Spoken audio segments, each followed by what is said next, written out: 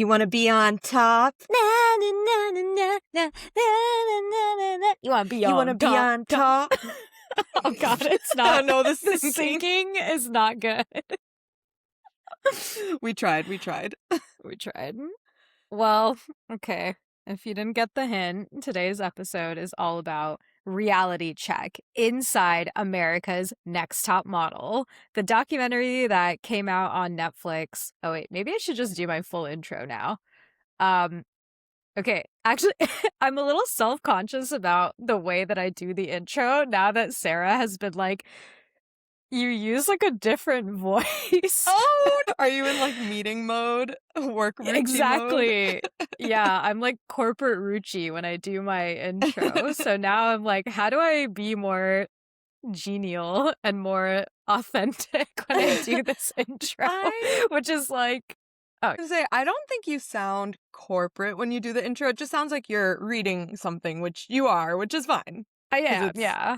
the summary of the show, so I think it's fine. Let me try doing it without sounding like I'm reading something.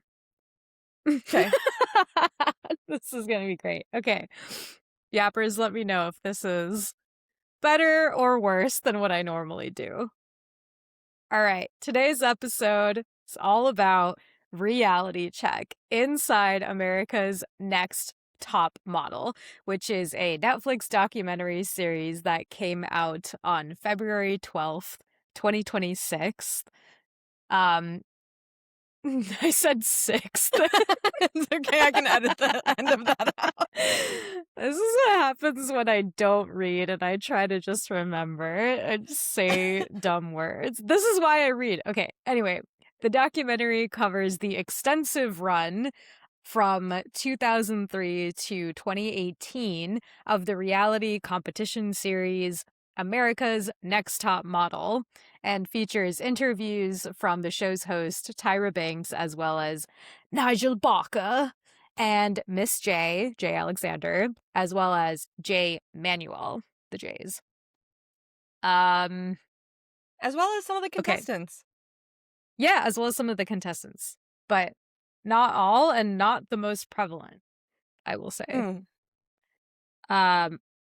Just a quick note, trigger warning for this episode, since we will be talking a little bit about sexual assault that happens in the show. If you or someone you know is struggling, you are not alone. You can find information on how to support at wannatalkaboutit.com. Cool. Okay, well, my biggest question to you, Shalini, is Tyra a villain? Oh my God, absolutely. How can you come away from this show, this docuseries, and not think she's a villain? I think she has extreme narcissistic personality disorder. You know who didn't think Tyra was a villain? Tyra. Don't say your sister. Oh my God.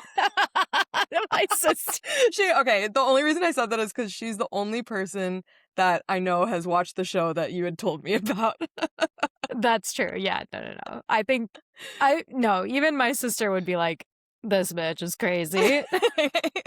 Glad to hear it. So the way I asked that question is because I knew that you would say yes, but I also wanted to know to what extent. Listen, I will say, I do think she did a lot for the modeling industry. I think her show brought more racial diversity to modeling. I think it brought more body types to modeling, or like maybe more awareness around different body types modeling. Like they said in the show, plus size models did not exist before America's Next Top Model. And so I think she had good intentions, and I do think like what Danielle said in one of her interviews was true, was that like she started off with good intentions and then she just kind of lost it. And Yeah. I feel like we see that with so many celebrities actually that end up too successful, or like get successful too quickly, and they just like forget the vision and they forget their roots and they forget everything. So I think Tyra suffered from that, but I must say it was a really fun show to watch in the times. I am a millennial and I think I've seen most of the seasons. But yeah, obviously extremely problematic. and Yeah, she for took sure. zero accountability for anything she did in that show. For sure, yeah. I love how everyone online is just like straight up roasting her because she's like, "Oh, I didn't have that much creative control. I wasn't a producer." And then they cut to the credits where it was like executive producer Tyra Banks. Dude, I can't believe she and Ken Mock agreed to be in this docu-series. I think they thought it was going to be very different than what it was because this series ripped them apart. Yeah. So one thing that I saw online, there was some I think there was an ANTM winner who's like an influencer on like TikTok and Instagram or whatever, and she was posting about how she was not in the documentary because Tyra had complete creative control over the documentary. But then I was like, I don't think the documentary point like portrays Tyra in a very good light. So No. I was very confused as to either she didn't have creative control over the documentary or she saw the documentary and was like, yeah, this is great. A plus. Either way.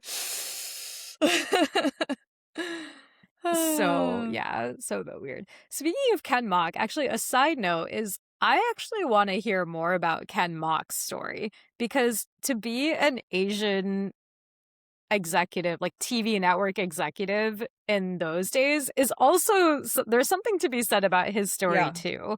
So if you do look, I agree with you in that if you do look at the diversity of ANTM from the people who are on the shows as judges and the people who are actually creating the shows, including like the network executives, they actually were quite diverse. So Yeah. there is something to be said there about like creating a show that maybe started with good intent, but like you said, just lost the plot pretty quickly.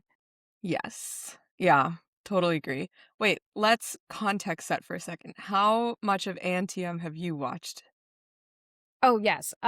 So I used to watch it. So, yappers, I'm a little sister. And as a little sister, you watch everything your big sister does. So she was watching ANTM on MTV. I don't know at what point UPM became MTV. I Unclear don't about that. know. Anyway, so we would watch on MTV and I would be like, "Oh my god, the modeling industry. Oh my god, these ladies." I think I enjoyed watching it. I think I did watch most of the earlier seasons. So I never watched any of the cycles where they're like the Jays weren't present or Tyra Mm. wasn't present. I never watched any of those seasons. But I did watch like the meat of the seasons. And one scene that I still do remember from my childhood was I think it was the race swapping one. Oh my God, yeah. And yeah, and I remember one of the girls, one of the white girls had to be quote unquote East Indian. And I Yeah. remember being confused as to what that meant because I was like, I think it's cool that there's South Asian representation or like Indian representation, but I wonder what East Indian means. Does it mean like east of India? Well, I'm from Mumbai, so that's West India. I was That like ain't me. confused. Yeah. And I think now I realize that they meant Indian in the East as opposed to The Indian West Native Indian. American. Oh Or, yeah, yeah, yeah, or yeah. West Indies. Yeah. Yeah, I think so too. I think that is what they meant. Yeah, which I was like, I've never seen India described like East India before. The only place I've seen that is in Pirates of the Caribbean when the tea company is East India Trading Company. Yes, exactly. It's only referred to as East India by colonizers. Yeah. Yeah. Anyway, so I do remember that scene, but because I was little, I don't remember it being problematic. I think in that moment I was like, "Oh, that's kind of weird that they're race swapping," but love how like India's getting some recognition. That's nice. Yeah, I don't think I really noticed any problematic things when I was watching it growing up. It's interesting because the people they brought back for this docuseries are some of the ones that were the most memorable for me. Like, I think Shandy, Danielle and Joni, Kenya, um, who else? I think those were the ones that really stood out to me. There were a few others, like Carrie D, I really remember, who was the winner of Cycle 9, I think. And Melrose and who else? But yeah, it was interesting and just like so nice to finally hear their point of view, which totally turned around like how I perceived the show completely. And looking through the lens of 2026, it's like, oh my God, these poor girls. These Yeah. poor girls. But Dude, yeah. I was so disgusted watching Shandy's story. I actually didn't remember Shandy at all. Mm, Um, I don't think I watched that season, but yeah, when Shandy was talking about her story about what went down in Milan, oh my God, I was so oh my God. disgusted. I was like, Tyra, what the hell? This is not cheating. This is assault. Yeah. Yeah. Oh my God. So, so incredibly upsetting. I remember I actually watched that season with our friend Emily in LA, and we like I shouldn't speak for Emily. I did not perceive it at the time as sexual assault at all. Like I think the way that they portrayed it on the show was just like, oh no, she had a little too much to drink and got really promiscuous and cheated on her boyfriend. Oh my And God. yeah, and, like, it's just so crazy. I was not looking at it with a critical eye, I guess, but, it did not stand out to me as sexual assault, which is insane because hearing back Shandy's story, it's like, of course that's what like, so horrible that this happened to her, and looking back, it's like, why didn't production do something? It's Yeah. so, so horrifying. Yeah. Yeah. I think that's also the power of editing in these reality TV series. And what we Mhm. saw later on is like it's all about the story. It's all about this particular narrative. It's not about modeling at all. So I think this is basically one of the earlier examples about how Tyra is now losing the plot and like just trying Mm, to make good TV instead of prepare these women for the modeling industry. yeah. So, Which is yeah, crazy I because think that was season 2. So, like, how did she already yeah, it lose her was vision? soon.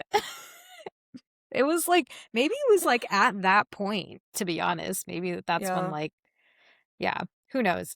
And then also even Tyra says in her interview, "Oh, we got so much footage that we didn't show." Like she was doing her a favor and it was like, "No, you didn't show it because it was literally trigger warning. It was literally rape. It was literally sexual Yeah. assault." Yeah, and it was also so odd slash strategic how when they asked Tyra if she remembers Shandy, she was like, I think I remember her. And it's like, Oh bitch, you my obviously god. remember what happened. Like, don't lie. Ugh, so annoying. I actually Seriously. wonder if her lawyers were like, you cannot admit to anything, blah, blah, blah. Like, it's not past the statute of limitations, so please don't say anything or something. Because her response was so weird. It was so weird. Another weird response to Jay when the producer was like, "Hey, do you want to talk about your relationship with Jay Manuel?" And she was like, "Nah, I'll give him a call later." I was like, "What?" So weird. She So is so, strange. so odd. Which, by the way, apparently, the phone call hasn't happened, which, no surprise. But yeah. Obviously. Yeah. Obviously. Okay, here's another question. Speaking of the Jays, do you think that the Jays slash Nigel Barker, do you think they were villains?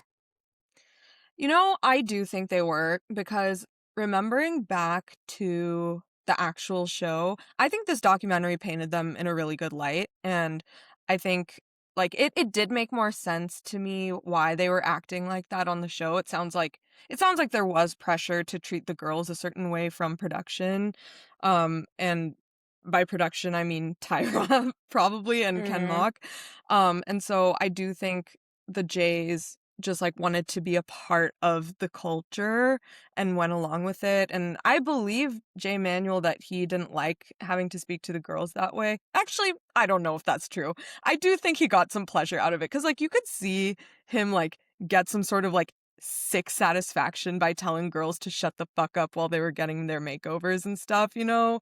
Like, Yeah. there would always be a girl that would be crying because her, whatever, like, extensions were really painful, or, like, the hair dye was, like, burning her scalp or something, and then he'd be like, beauty is pain, and if you wanna be here, you have to put up with this shit. Like, you're a blank canvas. And Yeah. I do think he enjoyed that to an extent. So I think he's skirting a lot of accountability, but I did like that those three, Nigel and the Jays, did take some accountability. Like, at least they weren't like Tyra and just were like, no, I mean, we were product of the time, so. Yeah. I think it was definitely a mixed bag for them. So I think yes, they took a little bit of accountability, but it was in the Yeah, sense of like, you know how, man, I can't believe I'm making this analogy, but you know how in like during the Holocaust, like these Nazi soldiers were like, "Oh, I was just doing my job." It was kind of like that yeah, accountability. It was like, "Oh yeah, that was kind of problematic what I was doing, but also orders coming from the top, so can't question that." So it was like it was a little bit of that, which I yeah, didn't yeah, quite I agree agree. with. And I also think they kind of came out in a good light because they also got fired. Like Tyra fired them and then leaked it to Page Six. So it's Yeah. they were painted in a good light in quotes because of that affront. And also like they're not friends with Tyra anymore. It's pretty obvious. Yeah. Yeah. I think they came out looking much better than they deserve to from this Yeah. docuseries. Yeah. One thing that I think was super accurate, I think I forget the name of the journalist who they interviewed. I don't remember her name. Yeah. I don't remember her name, but there's the journalist that they interviewed who was like doing yeah, she was doing a couple interviews, and one thing that she said, which I was like, oh, that's so accurate. Let me see if I wrote it down. Maybe it was Ebony. No, Ebony was oh yeah, Ebony was the contestant from season 1.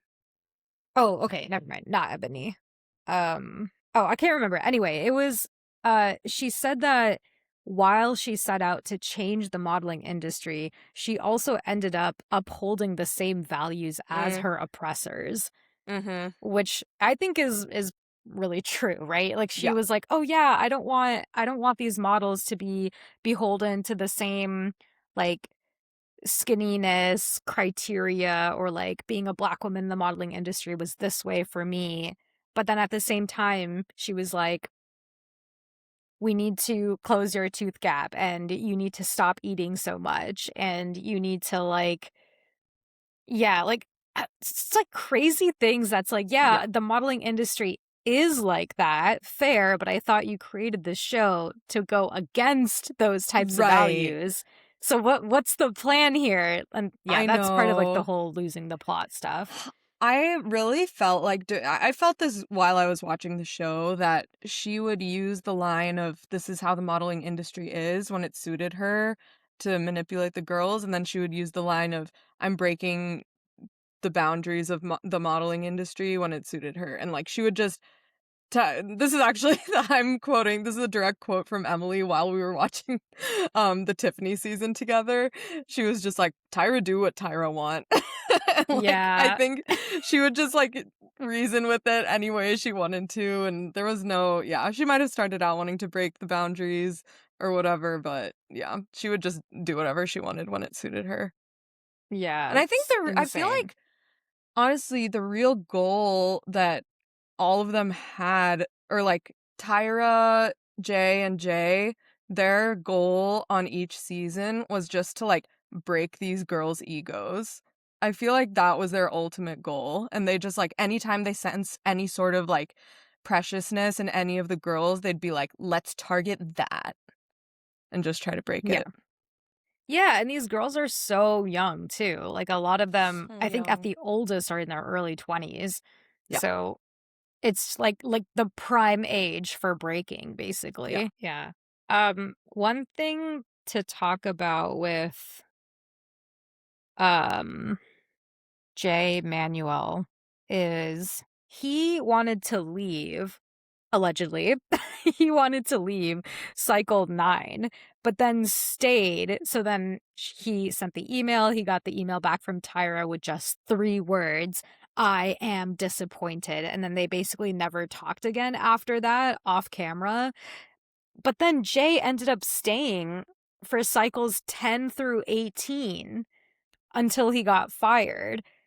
So it was like, like, I'm confused Yeah. basically as to what I actually think happened.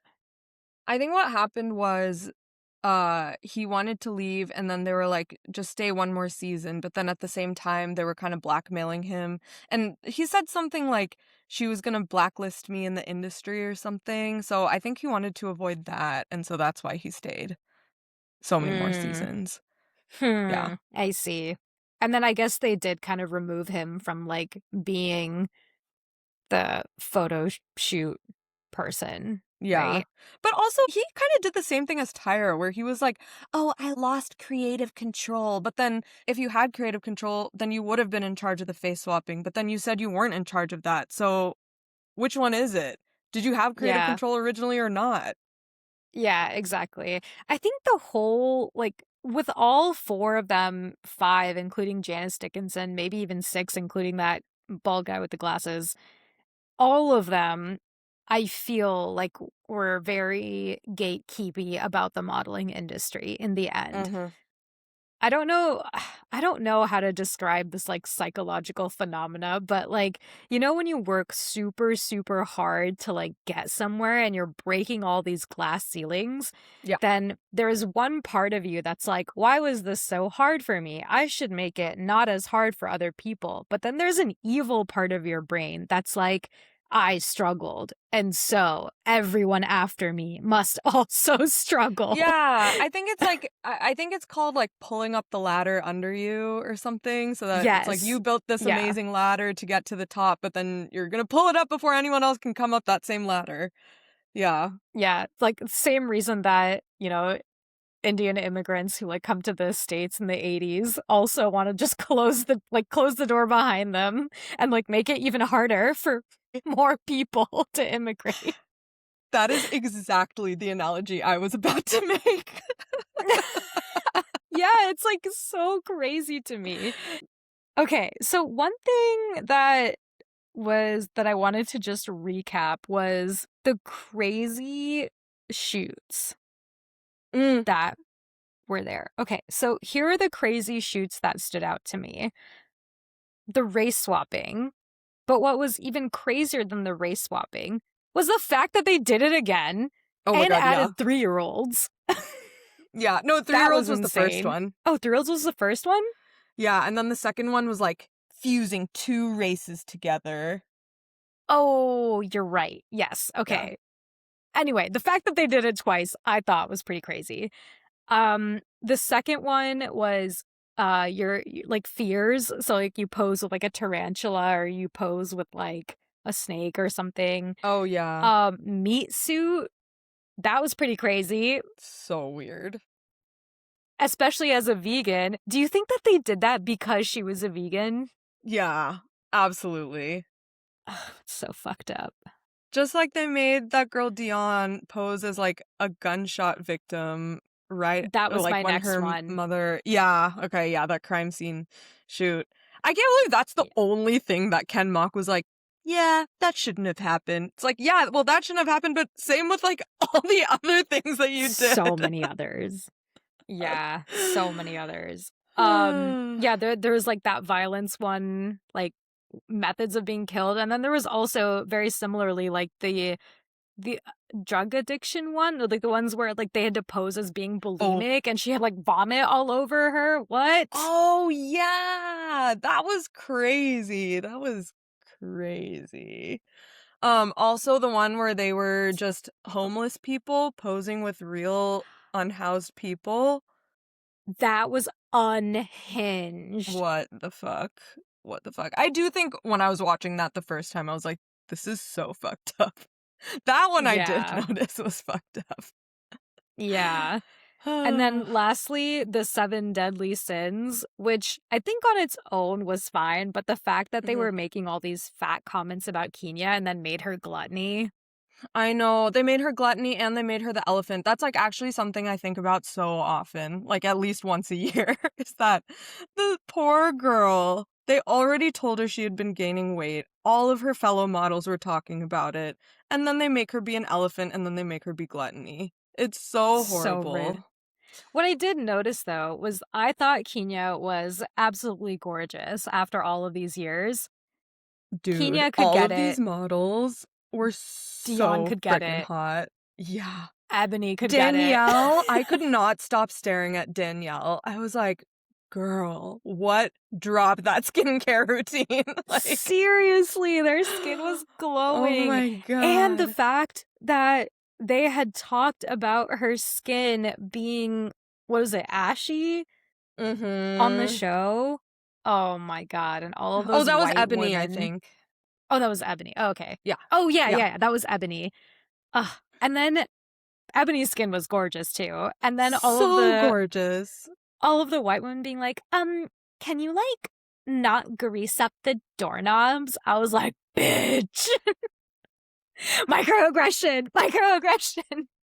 Yeah, I think that was Giselle who had said that, which also LOL at Giselle. Because I do remember I watched Giselle's season and I remember not liking Giselle. I laughed at how she thought she was going to get famous or like she was going to be a supermodel from the show. And then she was like, wait, I'm fortunate to be such a bitch. And like she didn't succeed. I mean, it's very sad. It's very sad. But like it was also kind of funny that like expectations versus reality were just so different. You know what I really laughed at? The fact that she thought she was going to be a supermodel with Comic Sans on her business card. Yes. That's what I picked up on. 2003, man. I'm a font shamer. Sorry. Oh, so I funny. literally wrote not the Comic Sans on Giselle's business card. Oh, Giselle. So, yeah, okay. Can we do like a where are they now? Because my impression Ooh. is no one really succeeded after this show, with the exception of, I think her name was the plus size model. I forget her name. Oh, Whitney? Maybe it was Shannon? I think Shannon. Was she in the docuseries or no? I think Shannon was in the docuseries and she got second on season 1. Oh, they had a plus size in season 1? I don't remember. I could be confusing. Where are they now? The Christian girl. She was not plus Yes. size. Oh, okay, never mind. But okay, there are a few that became pretty successful. Carrie D from Cycle 9, I do think became quite a successful model. I saw her face a lot like the year that she won and a few years afterwards, so I think she became pretty successful. There's this girl, Anna something from one of the cycles that got 4th place, but then ended up acting a lot and like got roles in Gossip Girl and like all these other shows. So I think she ended up like semi-successful. Okay, maybe let me rephrase my question. Who Oh, actually made it as a successful model? okay. I would say, okay, from what I can tell, only Winnie Harlow and Carrie D. But I could be wrong because I don't follow modeling Wow. that much. Okay, so like 2 people out of what, 24 times 13? Yeah, yeah. Yikes. But a lot of them became actors, I think. And the door was open to them because of ANTM. Actors. Okay. Well, I think that was the point that they were trying to make, where like because they were on America's Next Top Model, which was considered a reality show and not a Mm-hmm. modeling show, they a lot of the modeling industry doors were actually not open to them because they were Right. on this show versus maybe acting was more open to them. Yeah. So who knows? Maybe they were able to make it as an actor. Unclear if they wanted to be an actor ultimately or if they just couldn't model. Like that door was ultimately just shut to them forever. Yeah. Or third option is that they went on the show with the hopes of just getting into Hollywood and becoming an actor. Possible. Possible. Maybe Maybe for later later. seasons. Yeah. Yeah. There was this one girl from Cycle 19, I think the college season, that when I watched that season, it was a few years after it had come out, and I was like, "Oh, that's the girl from Crazy Stupid Love. Do you remember the babysitter from Crazy Stupid Love? Yeah. Yeah, she was the runner-up of Cycle 19. What? No way. Yeah. Okay. That's cool. I Yeah. hope she wanted to be an actress and then became an actress. I hope that was the path that was taken. I hope so too. Okay, also, I want to talk about one of the winners, Adrienne Curry, who was the winner of the first cycle in 2003.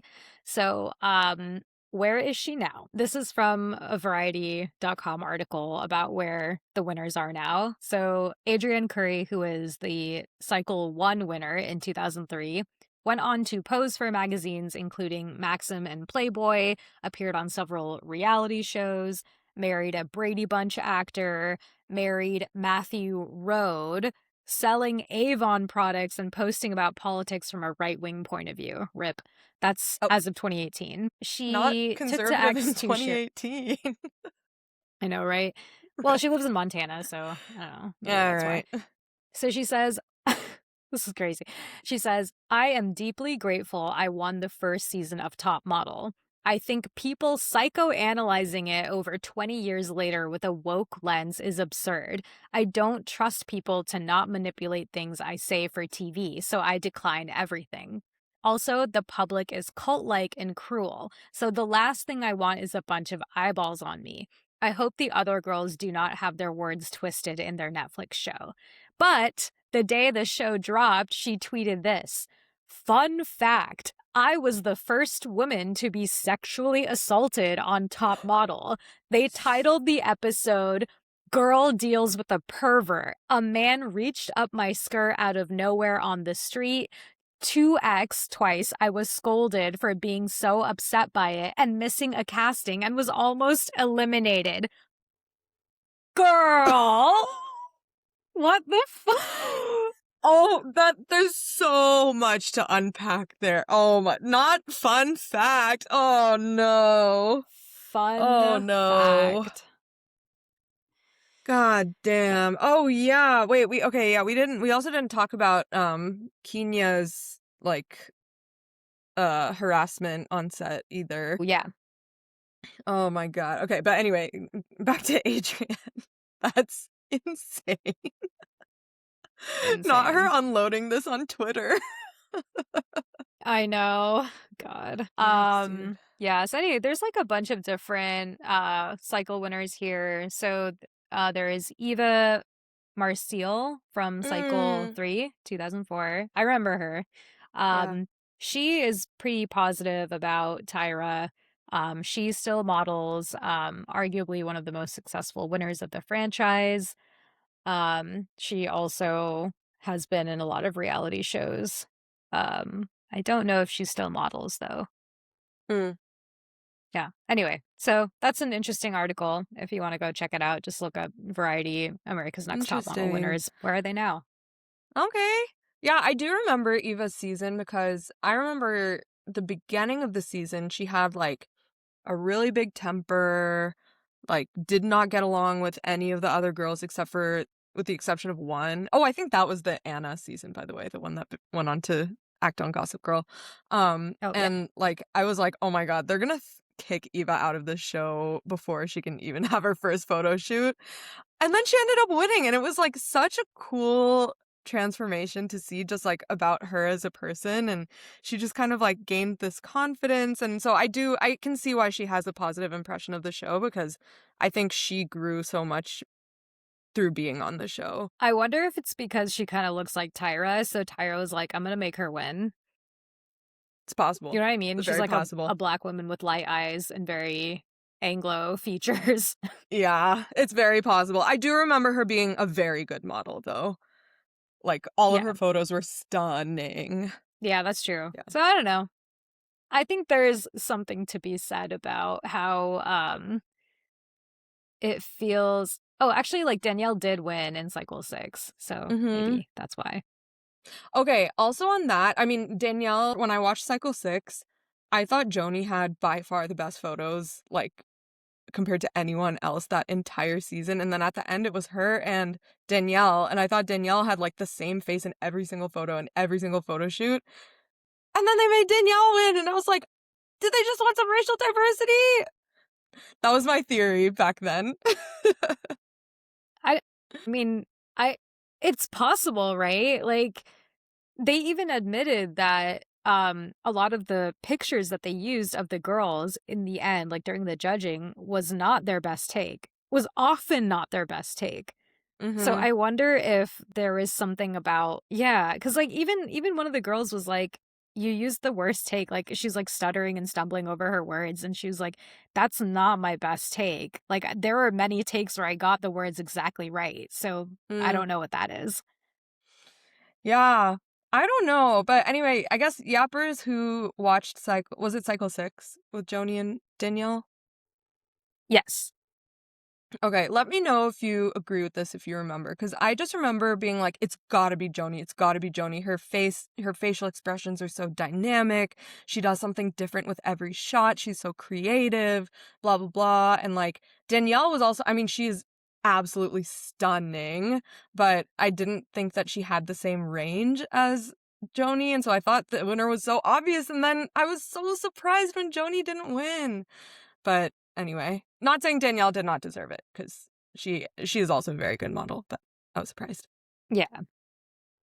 Yeah. And then it was Danielle who was the one who went into the model apartment and then like didn't get any casting calls, right? Yeah. Ugh, Yeah, that was so so sad. sad how Tyra just like fattened her up and sent her to the wolves and then just let her struggle on her own. So sad. And then called her 15 years later and was like, hey, actually, remember how you did struggle? I just wanted you to know that I saw that and I also didn't do anything about it.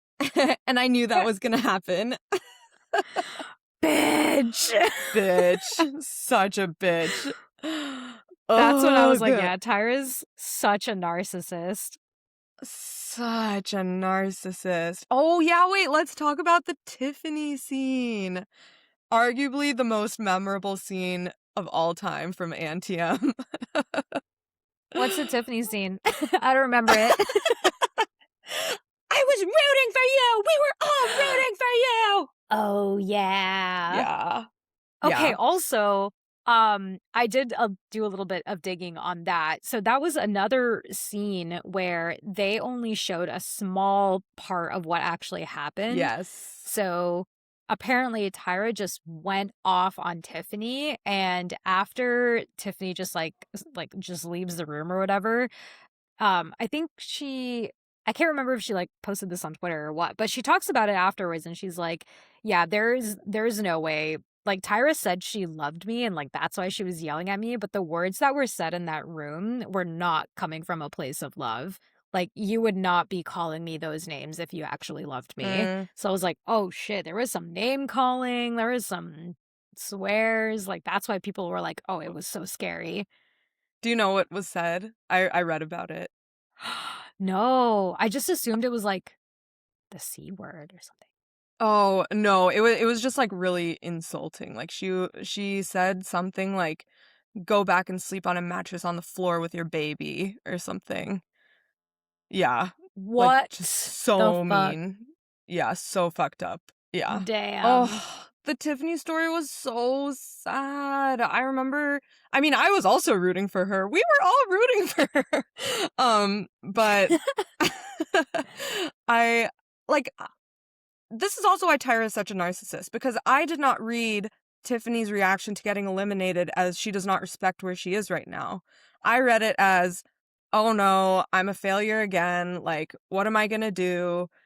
But I've been through so much way worse shit in my life that, like, I'm not gonna sit here and cry about this, because Yeah.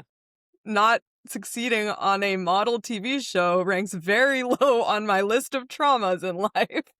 That's how I Yeah. interpreted it. And then Tyra was like, how dare you yell at us? How dare you? I was like, dude, Tyra, this is not about you. Yeah. Yeah. And then like Tiffany tried to explain that too. She's like, that's why I am not angry about this. I mean, I am a little peeved off, but it's not Yeah. like like you said, it's not the worst thing to be angry about. Like, if I am to be angry about something, it's not this. It is all of this other shit that has happened in my life. Yep. Oh You know God. who we Poor didn't talk Tiffany. about?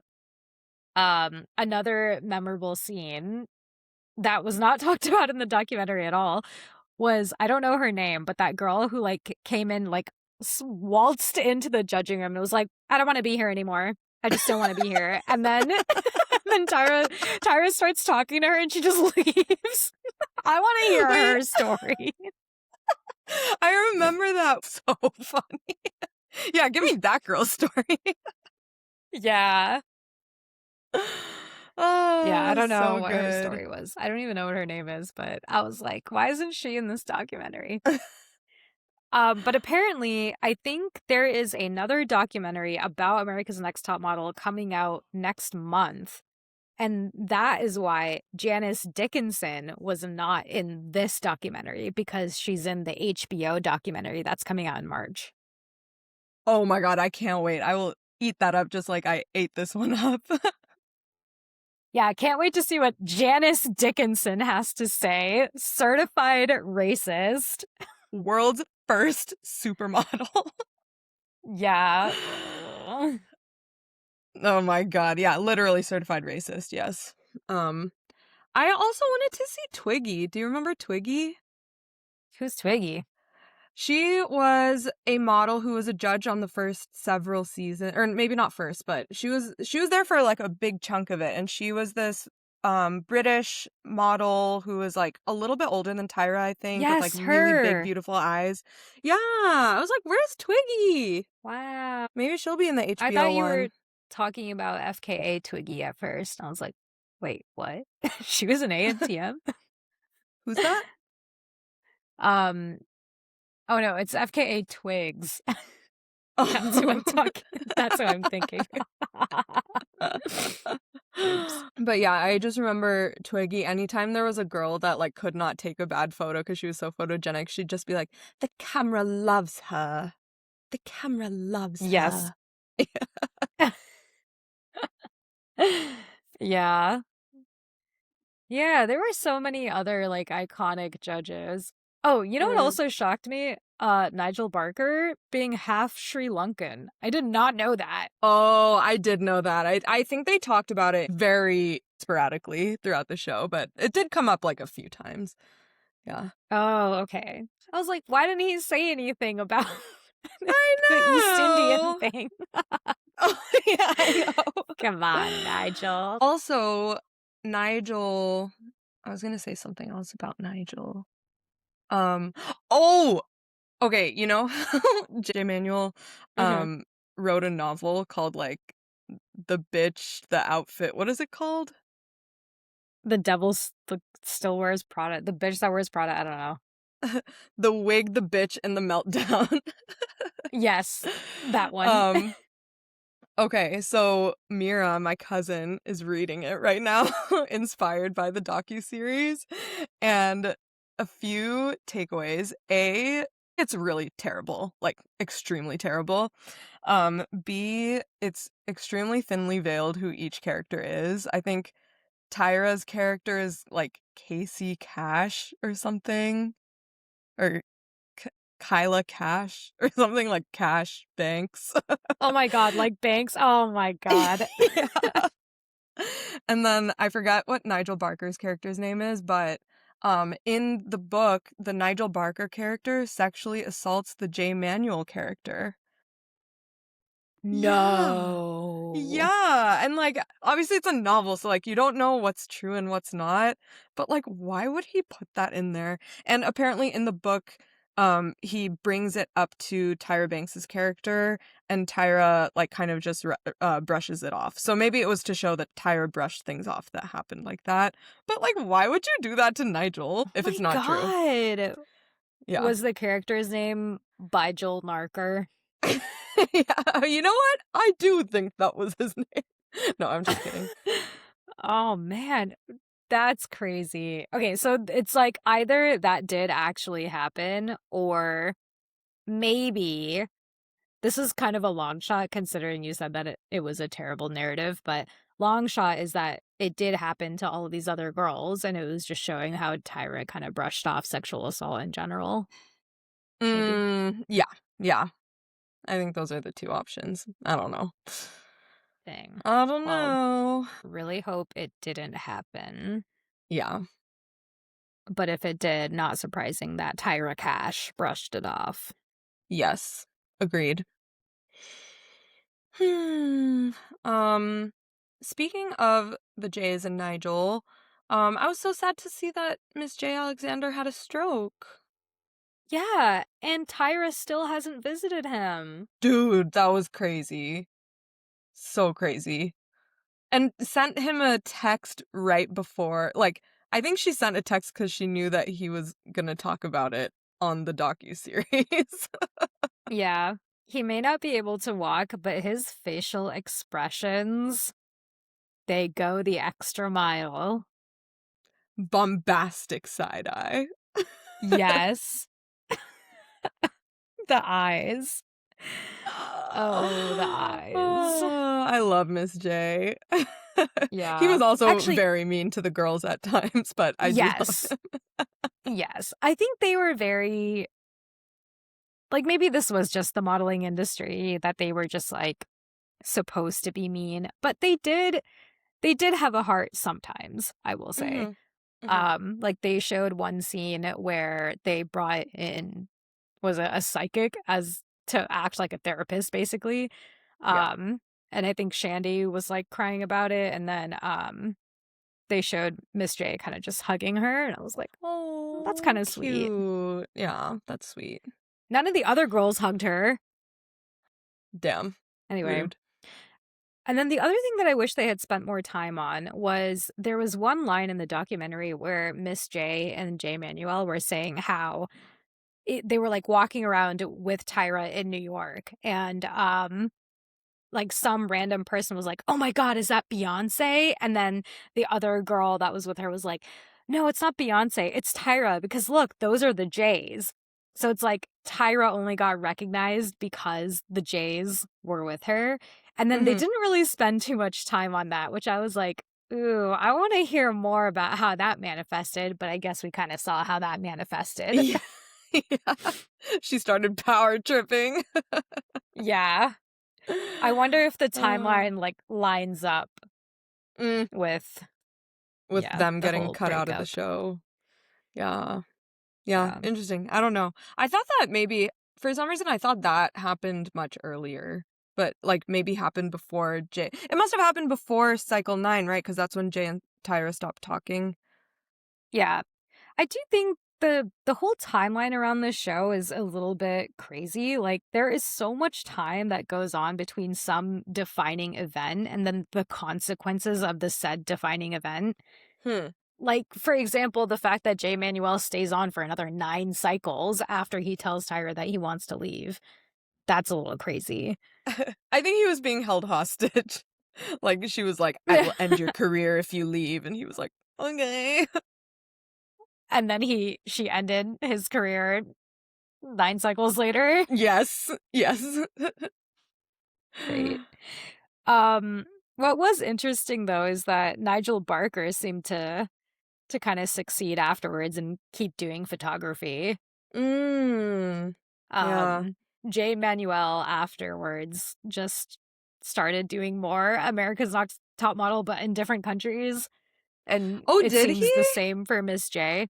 Well, he is the Canadian host of CNTM, I Canadian. guess. Oh. Oh, cool. Yeah, Canadian TV host, featured as the host of Canada's Next Top Model. Hmm. Cool. Oh, I thought another crazy thing that happened was they did the freaking heights and weights of the models and then put their height and weight on the screen. Oh my God. Traumatizing. Like literally end me. Did you see that there was a 5'10" woman who weighed 114 pounds? That's so horrifying. That's so sad. That is insane. For any person who's listening to this who does not know how crazy that is, I am a 4'11 and a half woman. I am not overweight by any means. And I weigh like more than that. And that's all I'll say. Yes. 1 foot taller than me. And I weigh more than that. Yeah, fair enough. The other story, like kind of going back to the very beginning when they were talking about how to what was it? When they were talking about the initial casting, they were like, "Oh, we really wanted this Latina girl to join." But then the executive producer was like, "No." And so they had to go searching again. I want to hear her story too. What was wrong with having a Latina girl? Because they obviously had way more Latina girls in future seasons. So what was Yeah. what was wrong with that girl? I was also really confused by that because then they got Giselle, who was Latina. Yes. I'm confused. That I don't story know. was like, there's something else here that I want to look into, but then I didn't get any answers. Maybe what happened was like, they were like, oh, we really want this Latina girl. And then racist head of UPN was like, no. So then they were like, okay, we got to find a white passing Latina girl. And then they got Giselle, whose last name is Samson. Maybe. I don't know. I don't know. But anyway, I wish we had gotten more about that. Maybe that was part of the documentary that they ended up cutting. Who knows? And then I also wanted to talk more about the fact that they made Danny close the gap a little bit, and then in the next season widened the gap of one girl. That was crazy. What the fuck is going on? I love Danny's gap. Yeah, it was so cute. I also was cute. really impressed by it at such a young age. She was like, this thing that makes me quote unquote imperfect is something that I love and I want to keep. Yeah, I was really impressed with that. Me too. I would not have been that, like, I would not have that fortitude to have Me that strong of either. an opinion. Yeah, I think if I were a young girl and someone came up to me and was like, hey, we can like, you know, laser away these like flyaways of yours, or we can like give you a nose job, or we can like change your bone structure or whatever, I would be like, hell yeah, let's do it. I know, same. I would not have the mental fortitude to embrace my flaws. And I guess that is what happened with the girl in the snaggletooth. She was like, oh yeah, I thought I won the lottery. Yeah. Her teeth did look good.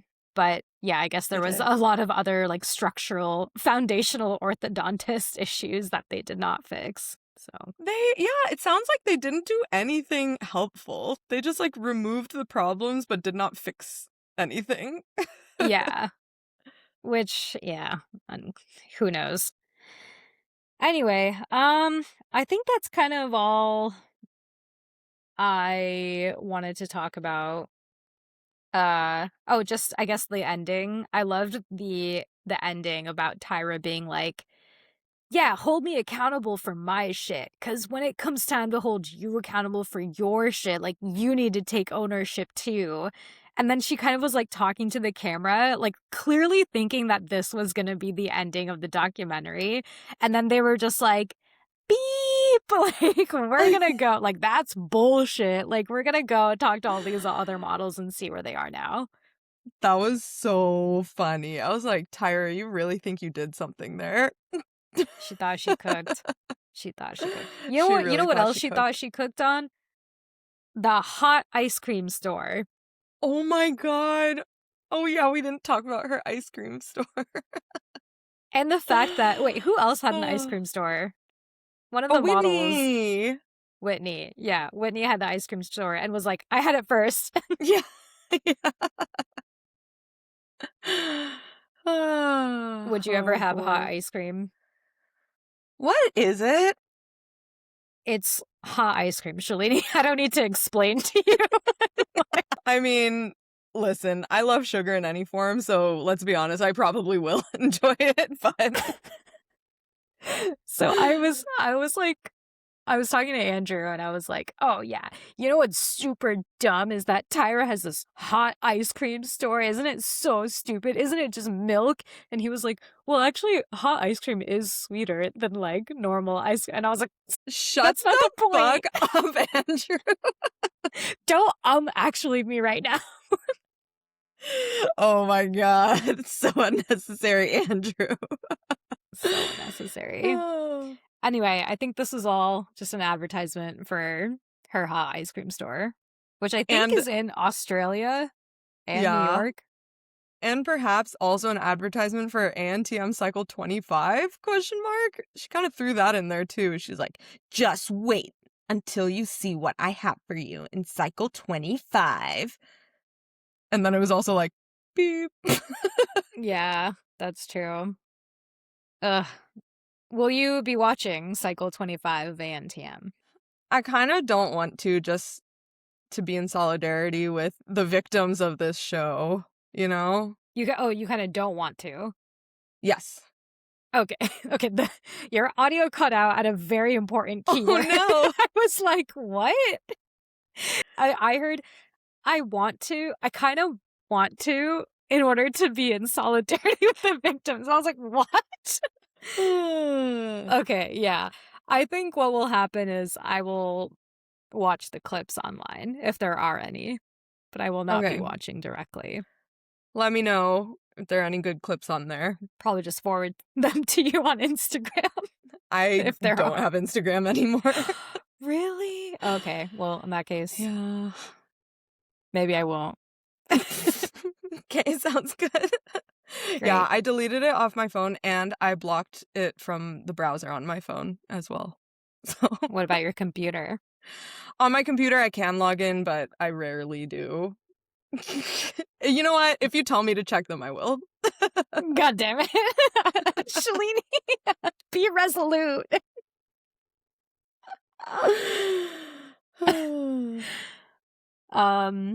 Okay, so I guess ratings, if nothing else. Yeah. All right. Let's see. Enjoyment? I'd probably say 4 out of 5. Like, it was very engaging. It was really, like, nostalgic to relive the drama that was America's Next Top Model from the early 2000s through the 2010s. Quality, I feel like 3? 2? Yeah, I don't know. I don't think it was low quality, I guess, so maybe I'll give it a 3. I think they could have dug deeper in several places, so I'll give it a 3. Like, it was good enough, and I loved to get the girls' point of view on a lot of things that I remember from the show, but I do think they could have spent more time. Honestly, they could have turned it into, like, a 10-part docuseries, I think. Yeah, for sure. Yeah, so I'll stick to one a per 3. cycle, one per year. Yeah. Yeah. I think I'll do the same actually. So quality 3 out of 5. And then enjoyment probably like a 4 out of 5. So 7 total. That seems right. Okay. I'm cool with Yeah. that. Cool. And enjoyed watching it. Definitely like moved from episode to episode very quickly. And I loved the ending and the overall narrative, but agree they could have drilled down a little bit more. I definitely had a lot of questions still left unanswered. Yes. At the end. Yes. Oh, I loved that Kenya, when they did like a little "Where Are You Now" thing at the end, Kenya's thing was like, "Oh, I help girls like understand positive body image and stuff." Or I don't remember exactly what she said, but it was something around that, which was so beautiful. Yeah. So full circle. Kenya. Oh, love Kenya. I love Yay. Kenya. Oh my god, wait. One thing I randomly remembered from Kenya's season, and the 7 Deadly Sins photo shoot was that I don't know if this was on purpose, but that photo shoot, you know how they were all in coffins as one of the 7 Deadly Sins? It was like days after one of the girls, Kaylin or something? Yeah, I think her name was Kaylin, had found out that her friend died. And they made them pose in coffins. Dude, that's so fucked up. So fucked up. So fucked up.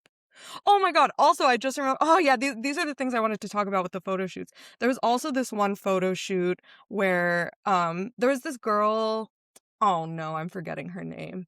I think it started with a Y. Yaya, maybe. Yeah, I think her name is Yaya. I Do you remember remember Yaya? Yaya. And Yes. she kind of had like her skin was kind of uneven textured, and they criticized her one week, and then the next week they did a photo shoot with zero makeup. I was like, guys, come on, that's so mean. So mean. They were just trying to, they were just Yeah, trying to trying to break find these girls. wounds and then take a finger covered in salt and jam it in there. That's what they were trying Yeah. to do. Yeah. And film Oh the yeah, reaction. Yaya was also an actress in some movie. Yeah, I think she's been in movies. She was also on Beyonce's album. That song, yeah.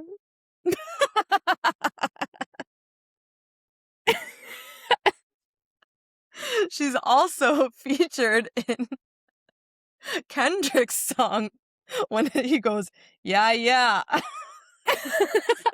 She's arguably the most successful in the music industry. Even Ariana Grande samples her when she goes, yeah, yeah. Well, that's yeah, not to be confused with Oh, sorry. yeah. Yeah, erasure. Sorry.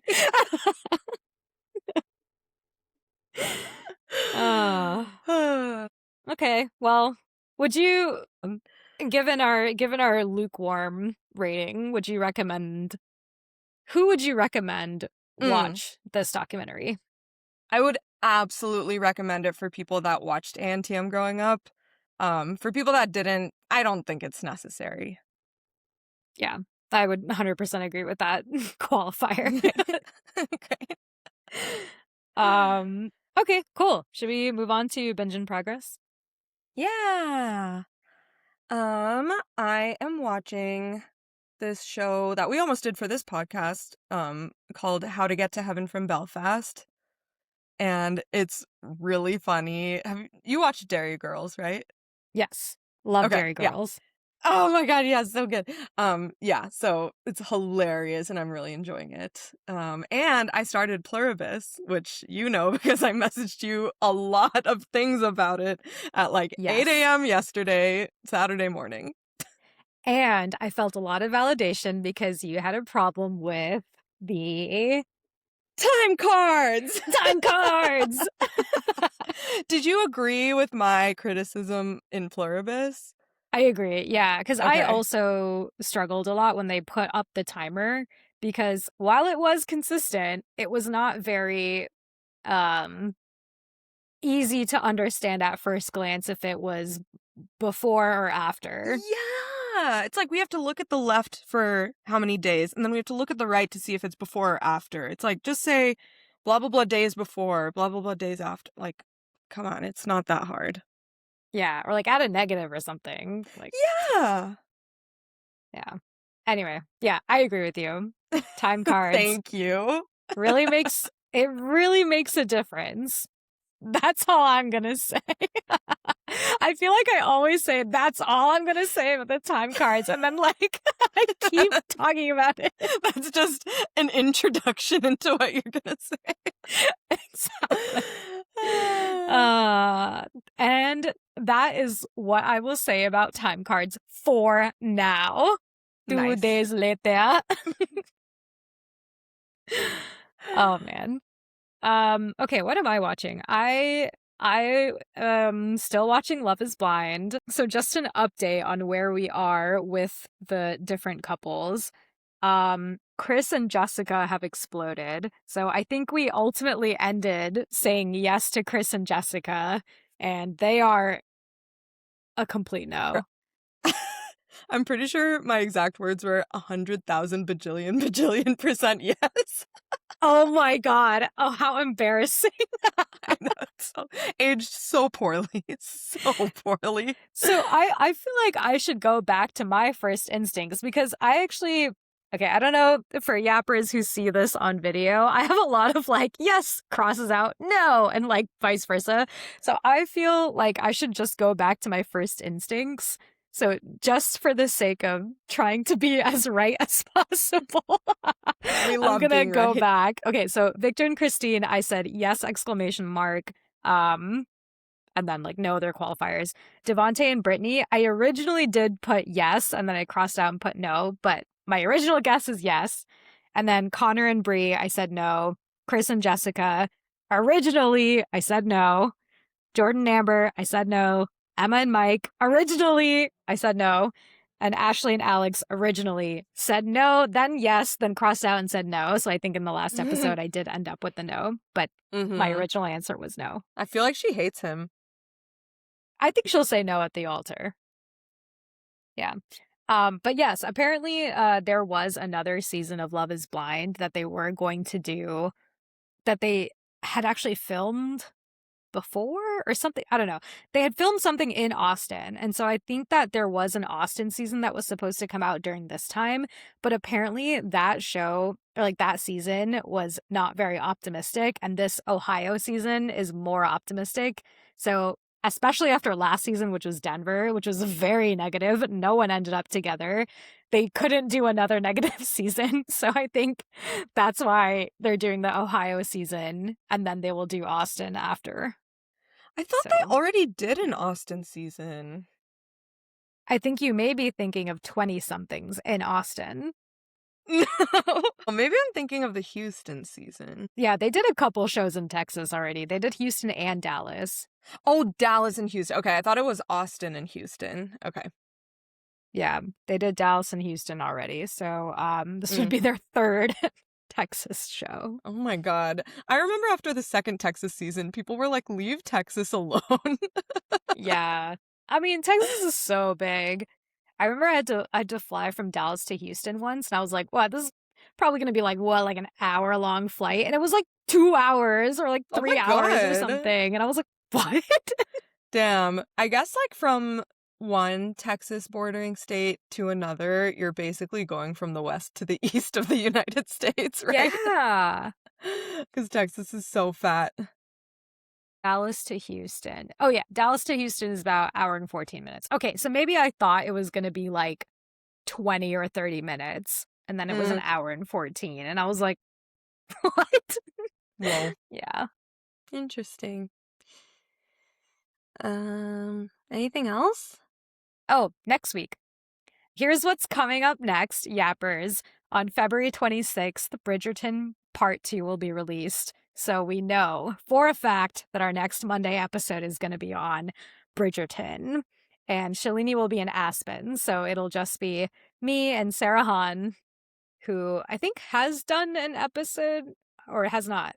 Has not. No, oh, she has not. Okay. Yappers, you'll finally get to meet Sarah Hahn. The one who yelled at us to watch Heated Rivalry. Yeah. I think we've brought her up a couple of times in this podcast, so you'll get to finally meet the one and only Sarah. But yeah, great. Yay. Well, see you next week for Bridgerton. Yay! Thanks for yapping with us. If you loved this episode, have some hot takes we missed, or if you've got a show you're dying for us to binge next, follow us on socials. We're at Binge Yap Repeat. Until next time, happy binging!